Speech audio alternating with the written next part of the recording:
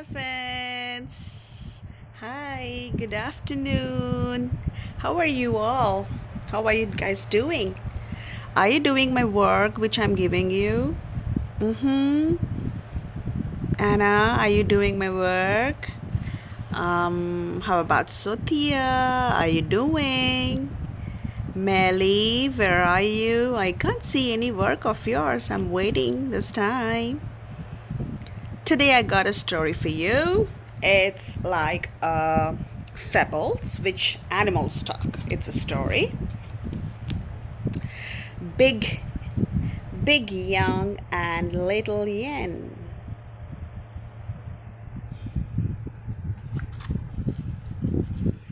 Look who is there. These are the bears or pandas. Who are they?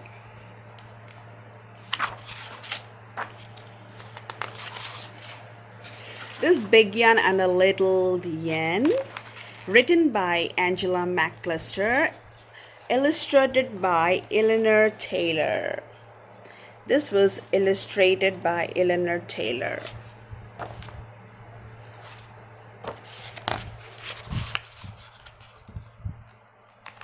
So let's look at the story now. What is in the story now? Big Yang and a Little Yen were playing brave explorers. They were playing a big explorers. Let's explore the forest, said the Little Yen. The Little Yen said, let's explore the forest.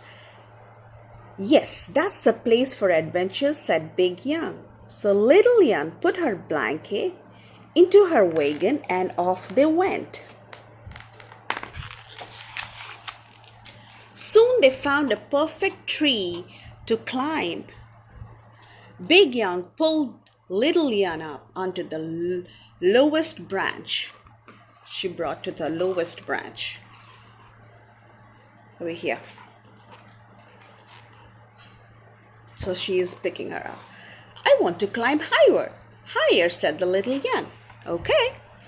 And then Big Yang helped her, and she did, and she pulled her up.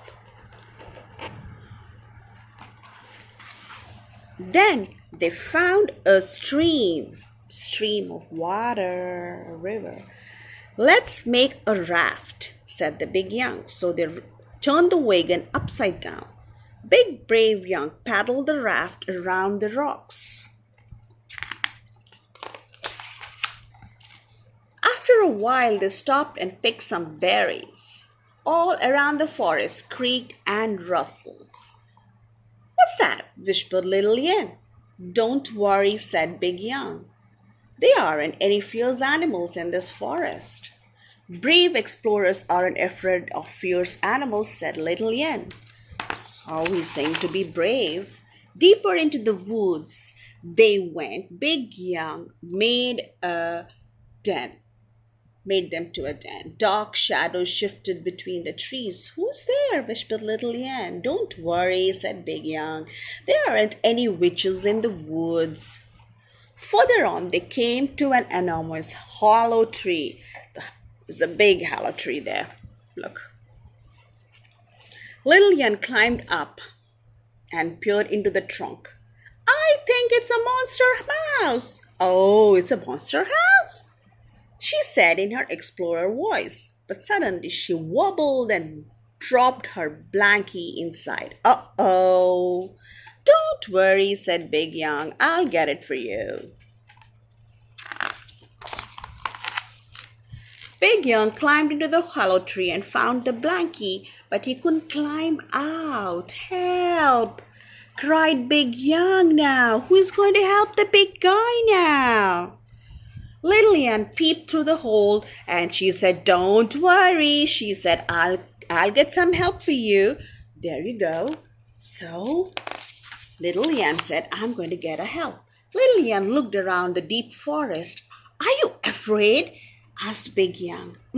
Brave explorers never afraid, said Little Yen with a shiver. Big Yang grabbed his mittens and threw them out of the tree. And take this, Little Yen, he said. They'll keep you warm. Okay. So caring was the Big Young. And little Yan set off to the forest, and she came by Big Yang's strange spooky shadows danced all around. Suddenly, a little Yan didn't feel brave anymore. She tried to sing aloud with much frightening song, but her voice wasn't very small. In the hollow tree, Big Young sat alone, peeping through the hole. Oh, he's peeping through the hole. Maybe this is a monster house, he said into himself, and maybe he comes home for lunch.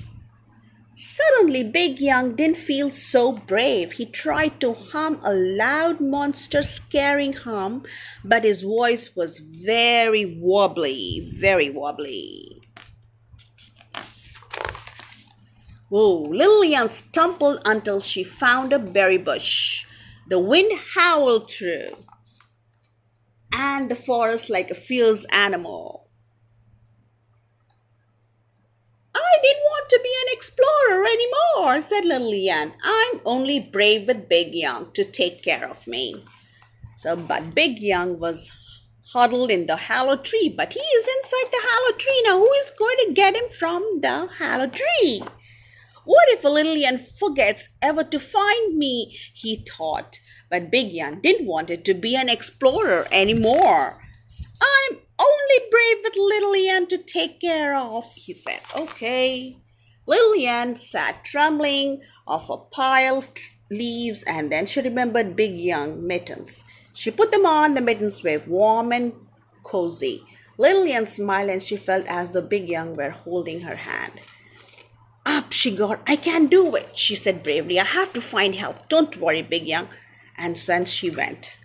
Inside the tree, a teardrop rolled by Big Young's cheeks. Oh, he's crying. He is stuck inside that hollow tree. Who is going to help him out? Let's see. It was soft and cuddly, and it smelled of little Yan. Big Young smiled as felt he little Yan was beside him. I'm not really worried, said Big Young bravely. Little Yan will be here soon. And he practiced his alphabet to cheer him up. Oh, he's singing his songs. That's nice.